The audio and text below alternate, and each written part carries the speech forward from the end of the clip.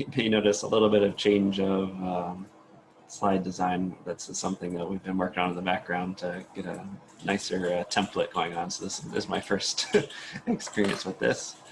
But this is kind of the question that we're approaching here, is how to make, what you might have an idea for what you want to do, but how can you use some of the machines, tools, processes, all that in order to actually realize what you're trying to accomplish. We're mostly focusing on the capabilities of the Media Lab shop area, the Center for Bits and Atoms lab. But of course, a lot of this applies to other areas. I call this low rate custom manufacturing / prototyping. Terms are thrown around like machine shop or makerspace.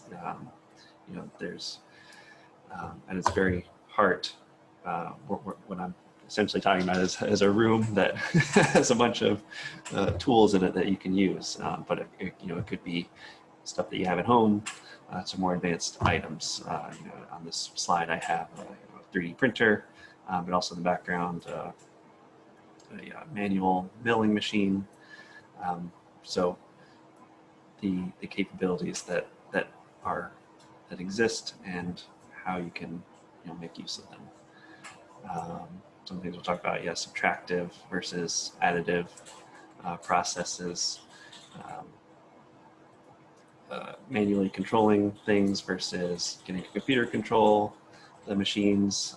Safety is going to be a huge one. That's actually what we'll talk about first. And I've put a lot of links in here. I won't go to all of them today. We only have an hour, and I'm trying to get through a whole how to make almost anything course in an hour. So, but if you go to this link, it has all of the capabilities, all of the tools and things that the Media Lab shop has, a little bit of information on them. So that's a very good resource to check out.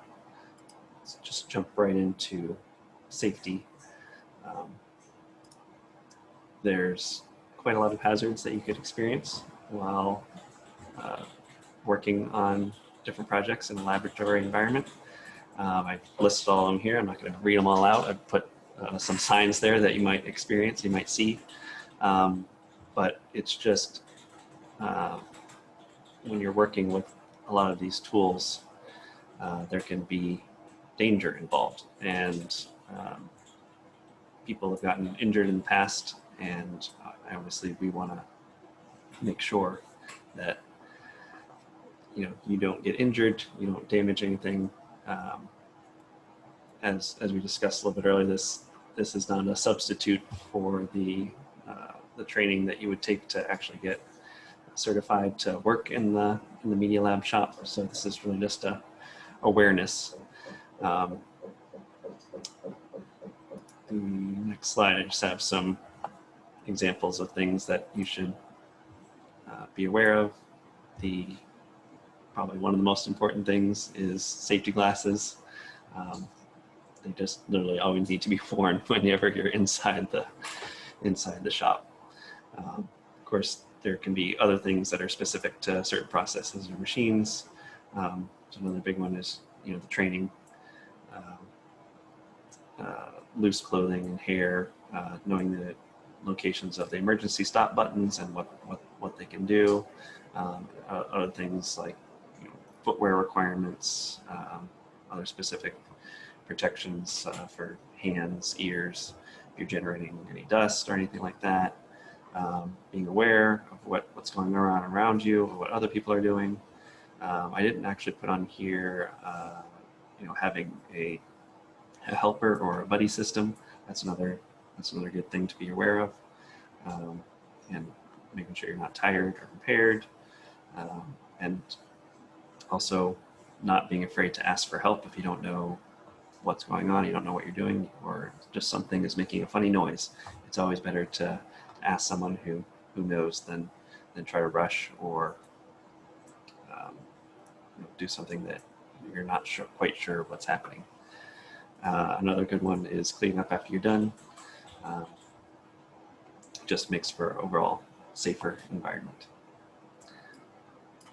So with that out of the way, we will start with subtractive processes. It's essentially exactly what it sounds like. You're starting with a large material and you're selectively removing parts of that material in order to create something that is smaller. Ideally, it's in a precise way that you're making it smaller. And there's lots of different sub-processes within here that you could be doing. And you know, when creating this presentation, I really just took from the How to Make Almost Anything website, which I have linked later. But they have, you know, they spend a whole 3-hour class every day on, you know, basically one of each of these slides that I have. So if you want to know more, definitely reference that. It's an incredible amount of information that they have on every single one of those pages, and they have all their videos posted as well. So that's a great resource. Starting with cutting, I have a couple different machines pictured here. Sometimes it's hard to see exactly what's going on, like with the laser cutter up in this corner. But we're starting with a stock material in this case, and with these processes, it's usually like a flat sheet of some sort of material, vinyl, wood, could be metal, but it's it's kind of a flat sheet of material. So like with this vinyl cutter, it's able to be programmed to cut out all kinds of different shapes. The laser cutter right here, same exact thing. This one down here is a router, so it's kind of similar to like a computer-controlled milling machine, but it's a lot larger work table. Not as rigid, but it's designed for not necessarily metal, but woods, plastics, that type of thing. It is kind of hard to see what's going on here, but there's a cutting tool at the end of this this head that it's moved around. And it's got a vacuum system to suck out the chips. The other one over here, water jet cutter. If you've ever seen one in action, actually pretty incredible. It essentially uses a very high pressure water jet to cut through anything, almost up to 6 inches of steel you could cut through pretty easily. It doesn't only use water, it mixes in an abrasive as well, but so that's actually what does the cutting. But very, very good tool to be able to use. I've got some other listed here that I didn't picture, like the hot wire cutter that's good for like foam and things like that, and plasma cutter, which would be better for metals. Here on the machining, this is there's kind of 3 primary operations that are associated with that. We're still starting with a stock material and removing it to get what we want, but that stock tends to be more of a block type format instead of a sheet. Drilling, I won't link this, but it's just a video on what a drill press is. Of course, drilling is, you can use a hand drill as well.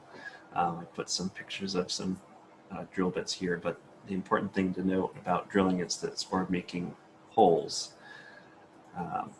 And we'll talk about other processes that are, there's some tools down here that I've pictured that look very similar to these drill bits, but they're for a different type of operation, which is milling here. I'm actually going to open up this YouTube video.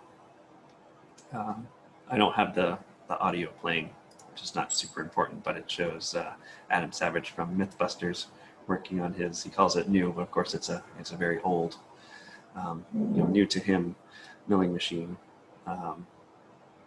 And it's very, very heavy. It's basically a large drill press.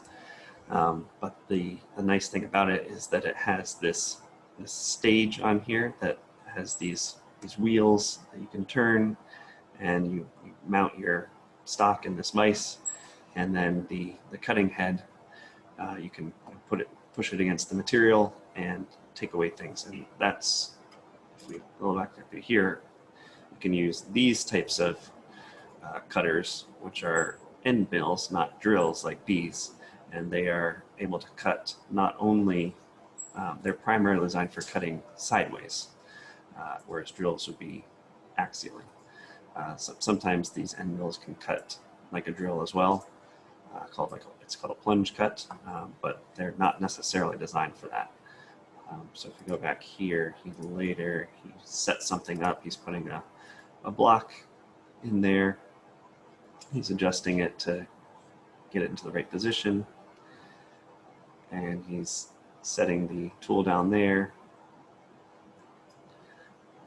So now he's spinning it, and he's using the stage adjustment wheels to actually push the stock material into the path of the cutter. You can see now it's creating all those chips right there. So it's cutting sideways, and it's making a slot. He's being a little bit dangerous here, putting his hand that close. I don't recommend that. Because yes, these are very, very sharp tools. So now he's got the compressed air instead of actually blowing at it, which is a little bit safer. And what allows this, kind of the big difference between this and a drilling operation is that it's so heavy that it's very, very, very rigid. And it has a lot of other features that allow you to do very precise cutting, like all the wheels and things. They have graduations on them. This one is totally manual, but modern ones have electronics on them that have a little digital readout that shows exactly your position on there, so you can control your cutting down to the sub thousandth of an inch with accuracy. And a lot of them also have like servo controls as well. Yeah, so there's the slot that he cut. Of course, you do much more complicated operations. But yes, a lot of them have the ability. This one in this picture I took from the Media Lab website has, not only can you turn the handle manually, but there's a servo that can be computer controlled, so you can program it to make the cuts that you want. Another one, turning. So back with the milling machine, we were moving we were rotating the cutter in order to make cuts on the stock. With a turning operation, I'll open up this. We're actually, so the stock is in this rotating thing, and then we're going to put cutting tools against it. And it's really useful for parts that are rotationally symmetric. And if you remember back to my recitation on CAD, then might see how some of these operations back when building things in a CAD model kind of correspond to machining operations that you would do. So something that's rotationally symmetric that you'd machine in a lathe like this would be a good candidate to use the revolve operations when designing in the CAD software. So this lathe is kind of another safety point here. Lathe is kind of one of the more dangerous tools in the shop, just because you have this very large rotating mass that's got a lot of inertia on it, and it's usually exposed. There's not too much guarding, so that one and a lot of these ones like this require an additional training above and beyond just the getting access to the broom training. These are definitely ones where you're going to want to ask for help on. But you can see that this cutting tool is stationary, and it's moved very, very slowly and brought up against the stock in order to remove small material at a time. Of course, this one can be computer controlled as well. You can see as they get down, it's moving around. YouTube is really a great resource for videos like this. There's plenty of compilations of just like interesting machining that sometimes you can get lost in. So I'll leave that. This is a picture of the lathe that's actually at the media lab. So it's actually a little bit more enclosed, and it has some guarding. So it's a little bit more safe than the one we saw in that video. Any questions so far?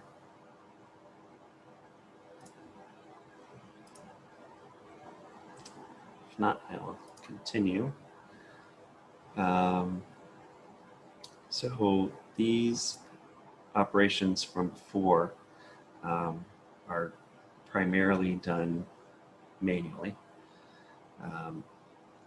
But with the help of these machines, you can still get.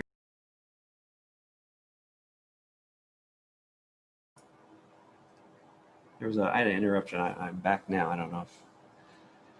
We lost you for 3 seconds. Oh, okay, perfect. Yeah, it just totally shut down on me. Now it's back. So, all right, it's still recording, so that's good. I will reshare.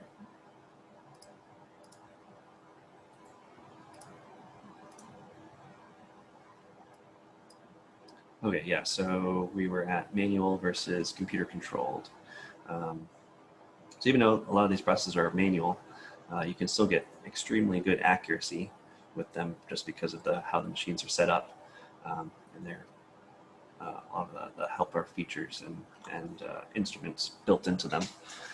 But if you want more accuracy, but also more repeatability and support for doing some more complex shapes, then computer controlled is the way to go. There's a video right here that's kind of a good intro to how it works. I'm not going to show that one. I will open up this one, which just shows some of it's kind of the videos I was talking about earlier, where it's you can get a little bit lost in these. But this is just here's a lathe, computer controlled lathe doing some machining. It's making this very kind of complex shape that curves and things are very difficult to do manually, just because of the you have to be depending on the machine you're using, there's only so many axes that you can control, and it's very difficult to control more than one axis at a time. If you are trying to do it, it's possible, but if you have a computer, it can work on a couple different axes at once. It's controlling the rotation rate. It's controlling the XY position of the head. Sometimes they have more advanced ones that can move in even more complicated ways. I'll just skip through this. This is still basic. Here's some CNC milling. So those making circles like that would be very, very difficult to do manually, just because you're going to have to, you're only working with X and Y axes, so you're trying to vary those in a sinusoidal way with just your hands. Difficult. Machines can also put a lot more force into what you're cutting, so they provide some relief to the human who's trying to operate them. So you can see this is cutting out this complex shape. We're about to talk about how to create, and how to tell the machine to do this. See if there's anything else interesting. This is actually a kind of a combination machine where it's got a lathe, but also a milling cutter that it can bring down in there, is to make very, very complex parts. So you can see that this, it's controlling the angular position of this as it makes these cuts, so it can make even non-symmetrically or non-rotationally symmetric parts. And now you have an even more complicated motion that's going on right there. Something that a human could never do manually. Just some more cutting.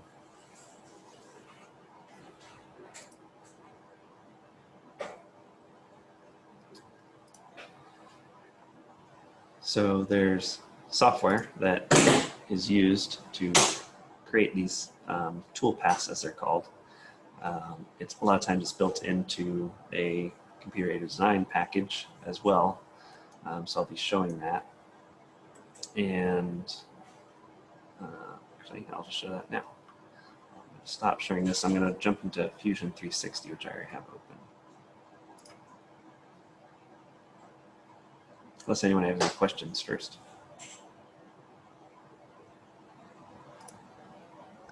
I'm just wondering, is it conceivably possible to cut anything you can cut on a mill, you can also cut on a lathe, or does it not exist a one-to-one mapping? Yeah, there's definitely an overlap on what you can do on each. There's another type of fixturing for a milling machine that, instead of being on an XY stage or an XYZ stage, they have ones that allow you to rotate the workpiece.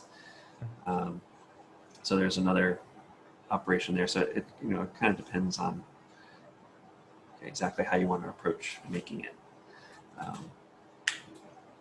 I don't know if there's a complete overlap there, though, of things you can make on. But I'm sure you could, Google search someone, making something that's traditionally on a milling machine on a lathe, or the other way around. Like that first video with the lathe I was showing you, was someone was machining a cube, which you would think would be better suited to something that has 3 orthogonal axes than a rotational one.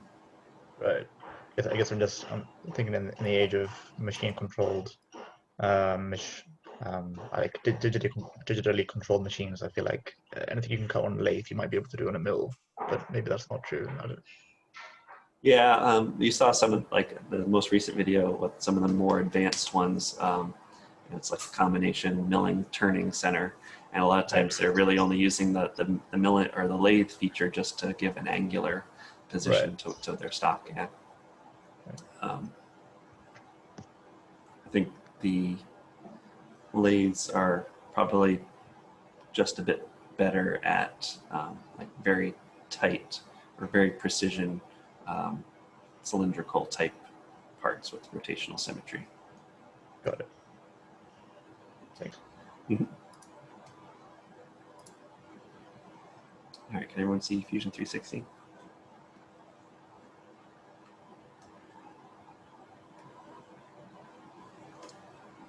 So this is just one of the examples that comes bundled with it. You can see this fairly complicated part that they've designed in highlighting it here. But they've also imported the fixturing that they're going to use to mount this to the work table, and they also have that in there. That's useful for when generating the machine paths for this, so that the tool knows areas to not go into. So I'm not gonna accidentally cut the parts that's holding my stock. If I go here to simulate, I can just show you some of the capabilities that they've already generated all the tool paths for me. But I can show you that the stock material is in green, so it actually went away from that. I'll go into it again. And if I just hit play, it's actually gonna run through the operations that it's planning on doing. And setting up something like this is kind of an involved process, because you have to program in basically exactly the machine you're using, the cutting tool that you're using,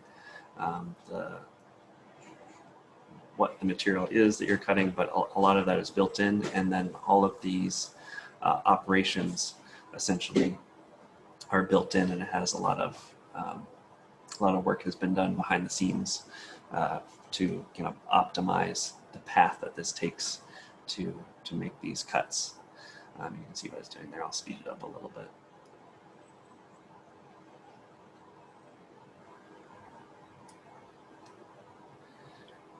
Sean, depending on what like model of, let's see, mill you're using, and here Fusion 360 could import in the correct platform, like the correct stage and the correct fixture. Is that something I needed to, like there's a package that I can just import in? Yeah, for a lot of things, like a lot of like the machine makers will have a package that they'll offer. I don't know exactly how the Media Lab works, but I'm sure that they have, for their machines, they have individual profiles already created that contain all of this information. Like things whether, like a lot of machines now have, they can change tools automatically. So, building all of that, that's all part of this software package. You can program the whole thing.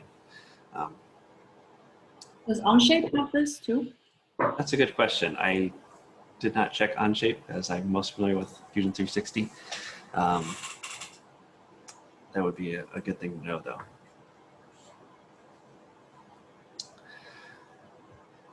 So you can see all of these. Make it a little bit hard to see, but I'll zoom in a little bit. All these like spirals. That's where it was cutting down. So showing all the paths that it took. Knowing how to set this all up, it's kind of about art as well as a science. I'm not going to pretend to be that experienced in any of this. But we can get you in contact with people who are, if you need to be able to use something like this.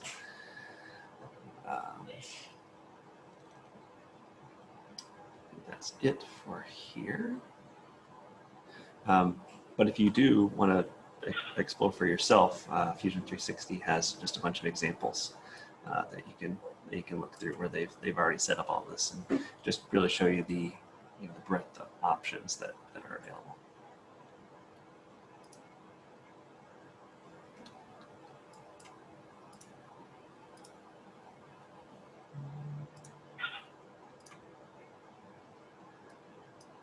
All right.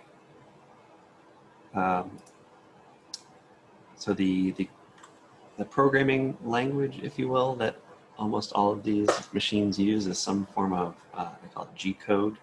I can provide a little bit of example here. This is actually from my 3D printer, so it's not a subtractive operation, but it was developed a long time ago, so it's a very, very, very basic language, hard to read.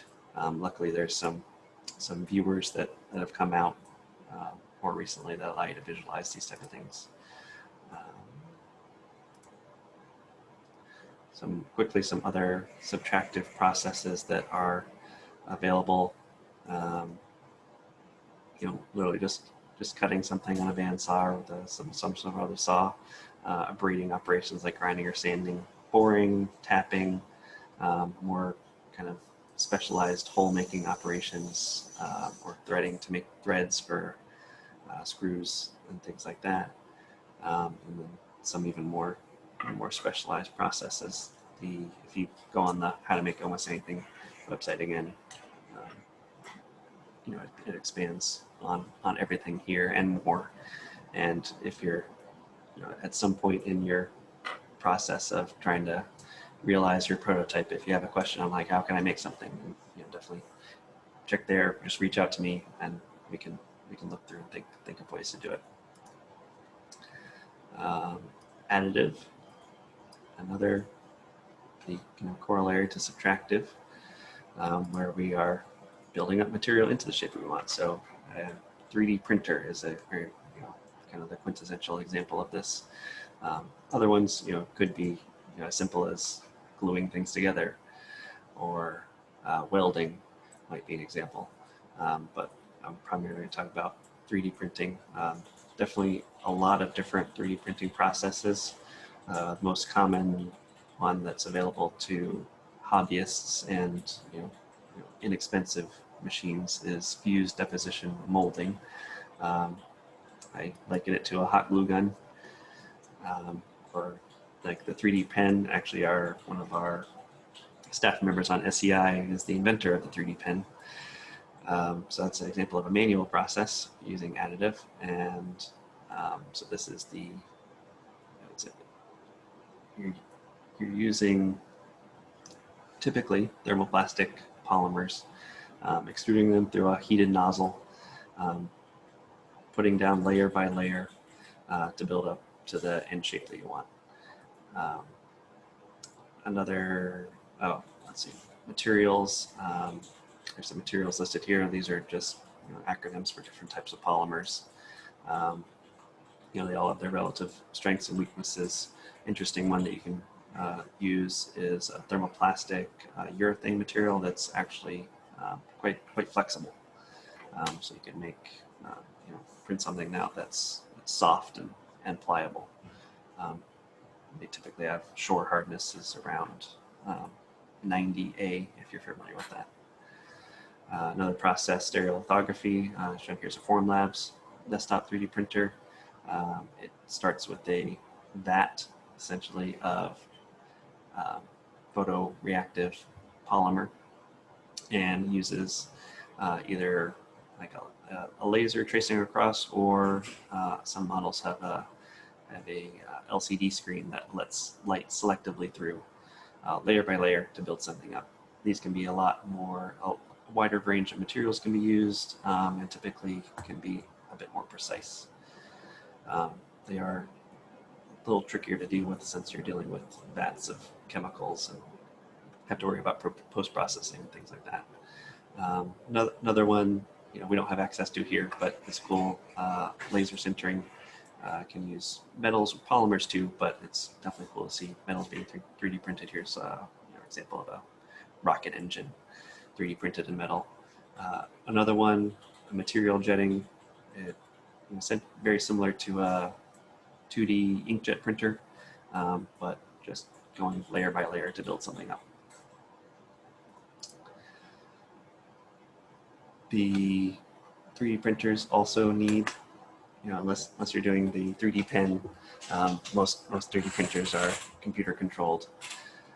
So you need some way to take the geometry that you want to create and tell the machine how to create it. The colloquial name is, a lot of people use this, slicers. You can think of it as slicing up your model into a bunch of different layers, and then going layer by layer. Some of the offerings, open source offerings, are Cura, Slicer, Astroprint's another one that uses these two, but it's web-based. I have Cura installed with this exact model, so I'm going to open that up now just to show you some of the things that you can do in that software. Unless there's any questions.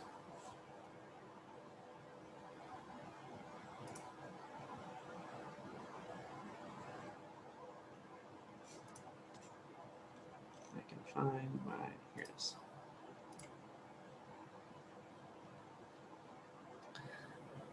All right, so this is actually my,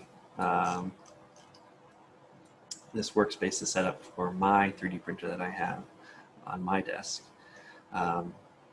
You can bring in the model, move it around on the build plate. You can do different operations like scale it.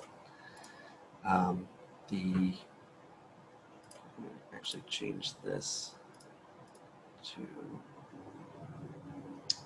actually I won't. This is all of the different parameters that you can adjust for, and this actually isn't all of them, this is just the ones that I've shown because I change the most often. I don't know if how much options this has compared to, for example, in Fusion with the subtractive operations, but there's, 1,000 different settings that you can tweak to adjust how the model comes out. Some of the very important ones, actually I'll switch over to this preview view, which will show the individual layers that it's printing of this object. I'll zoom in a little bit, you can see it. Move this over so I can just scroll down. So this is a very helpful view that I can kind of scan through the object. It shows me exactly how it's going to be printing it. Real basic one, the layer height, so it's just the size of the Z axis slices that it makes.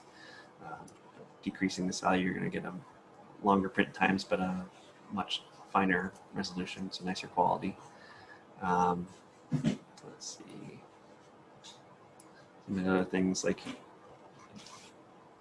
I'll do the first layer, and I can actually tell this to play. Let me speed it up or speed it along, so you can see this is what it's trying to do. It's not printing anything right now. Yeah. So it usually starts by drawing the outline, depending on how many walls you have set, and then it's going to run through and do the main area of it. And so these are the top and bottom layers. If we go up a few layers, you can see that it's starting to, might be a little bit hard to see, but it's not making the inside 100% filled. It's certainly a setting you can change. You could do that if you want, but it's typically not necessary. Most of the strength from prints like this come from the outer layers. So the inner layers, they call it infill, is really just used to support the top layers of the print to make it solid looking on the outside. There's the patterns that are produced in here can be changed as well, depending on what you're looking for. 3D printing, I didn't talk about this too much with the subtractive processes, but 3D printing is not it's not uniform in all axes, just due to the way that it's made. The X and Y directions are typically much stronger than the Z direction, at least in tension, just because you are trying to layer these lines of plastic on top of each other. So you're relying, if you're trying to, if I was grabbing this little chimney of this boat and pulling upwards, I'd be relying on the adhesion of the layers of plastic together instead of a continuous line of plastic like on this layer if I was pulling in the X or the Y direction. So that's a pretty important consideration when designing 3D printed parts and orienting them for manufacture is the different strengths in the different directions.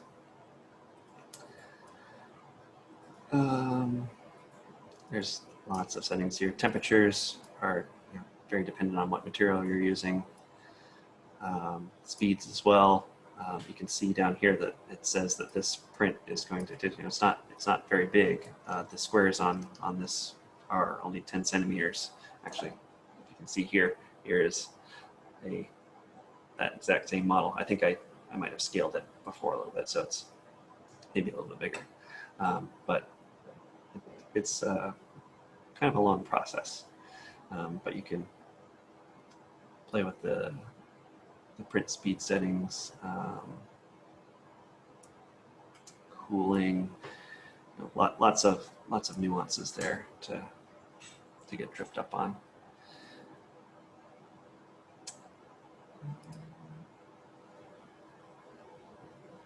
Any questions on this?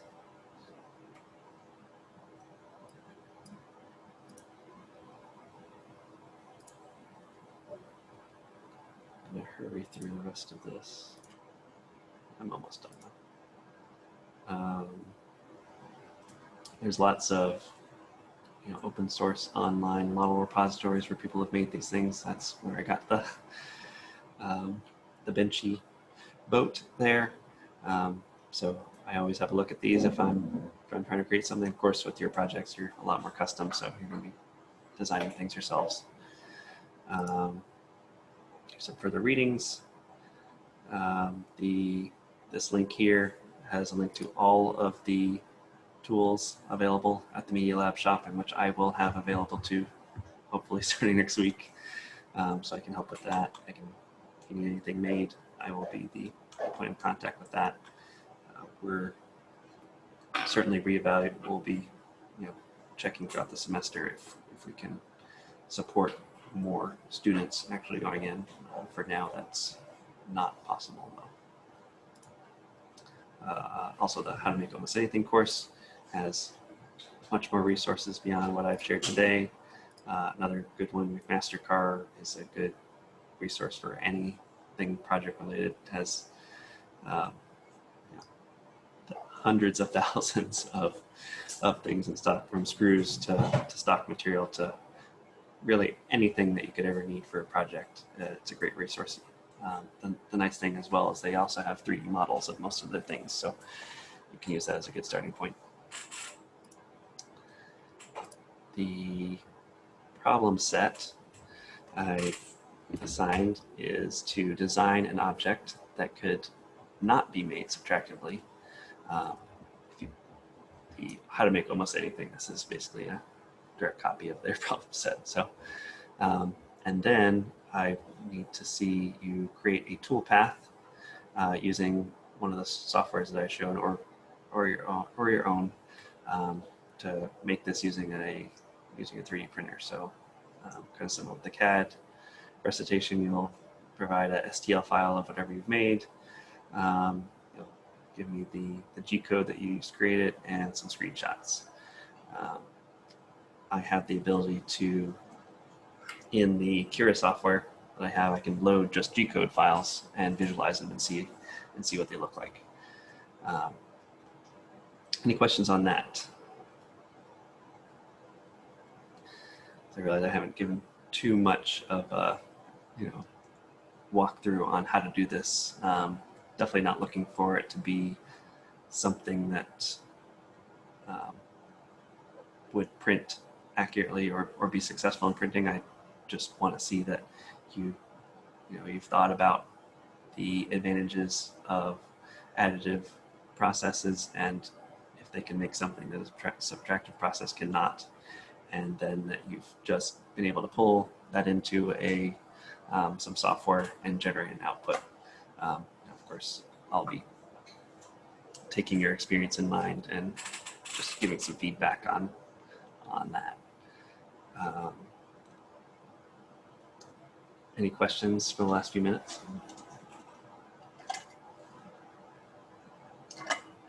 Can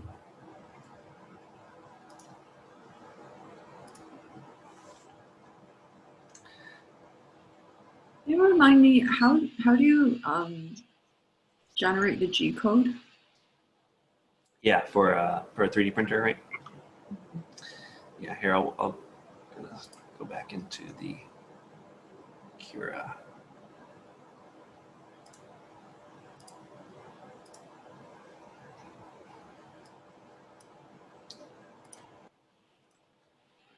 I'll remove this.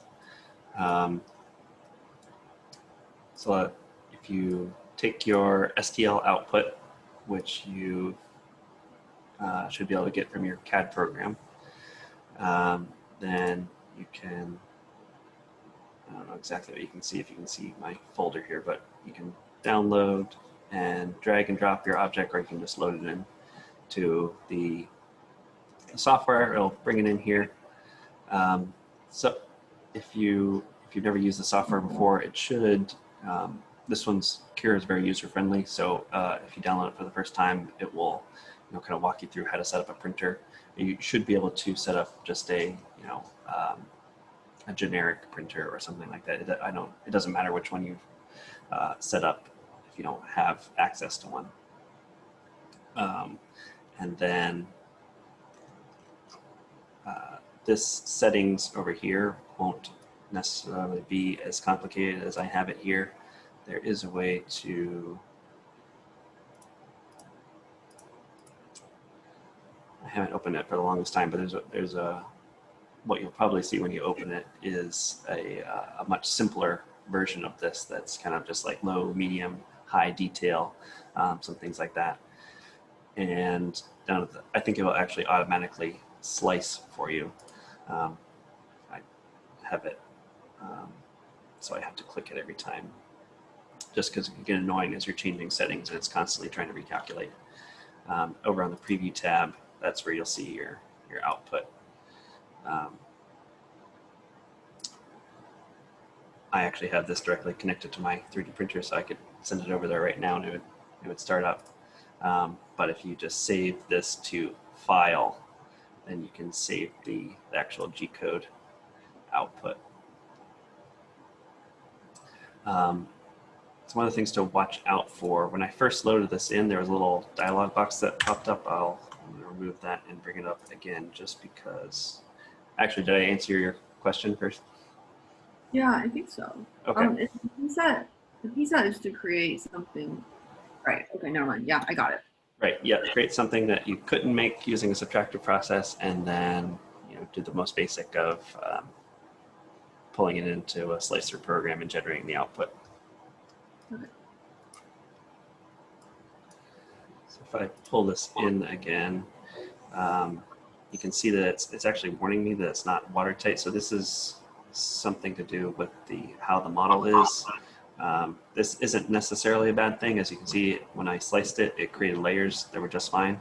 But sometimes if you have like non-manifold models or models where the surfaces have flipped normals, things, strange artifacts and weird complex geometry, and it depends. It depends on what modeling software you're using. Sometimes those errors are more likely to happen.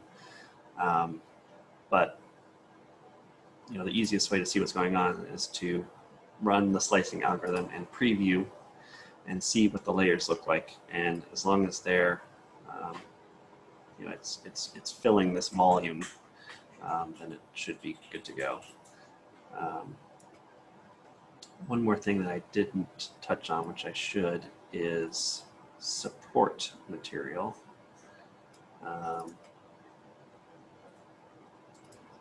Enable that, turn this on, because you may have noticed that there's some areas of this model that are overhanging or bridging, like the top of this little compartment right here. If I carefully adjust this, you can see that this is the last layer that it's printing, where it has stuff beneath what it's trying to print, and then on this, it's trying to print over some empty space. Depending on the printer, depending on a lot of factors, this can work or not work. In this case, it actually can work because it's actually bridging as the nozzle's going along, it's kind of spooling out this behind it, and it's attaching to the other side, so it is possible. But you can see how it's put these glue structures here on the outside. Lots of printers have different capabilities, but this is just one way of supporting parts of the model. This is probably isn't the greatest example though.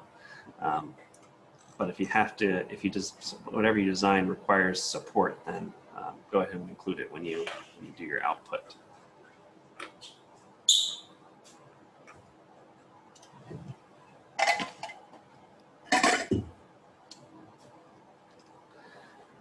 So I hope this has been, I realize this has been a very, very quick run through of things. Definitely check out the How to Make Almost Anything website. That has some great resources and the facilities that are available to us, at least through me for now, at the Media Lab. And if you have any questions on the problem set, happy to help there, and any questions more broader on how to make something, what tools are available, things like that, then please let me know and I can help.